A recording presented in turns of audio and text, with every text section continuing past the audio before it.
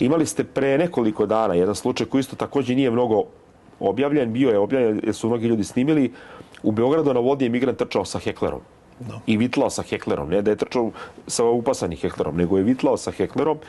I pitanje je trenutka kada će doći do nekog ubistva, incidenta, silovanja i bilo čega. Ja sad neću da budem ptica zloslutnica, ali je to realno će se desiti u nekom trenutku. Srbija mora da ima čvrstu migransku politiku, da se kontroliše ko ulazi, da ne ulaze nekontrolisani ljudi i ljudi koji su opasni po okolinu.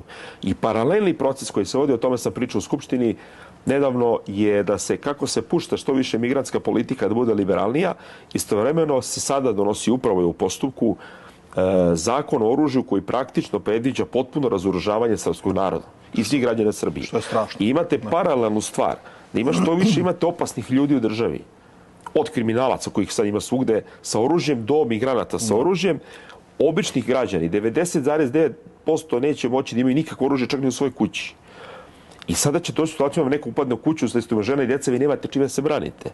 Da ne pričamo o tome da kriminalci mogu svašta da rade i da pošteni čovjek, pošteni građanin Srbije nema pravo čak ni na samoodbranu.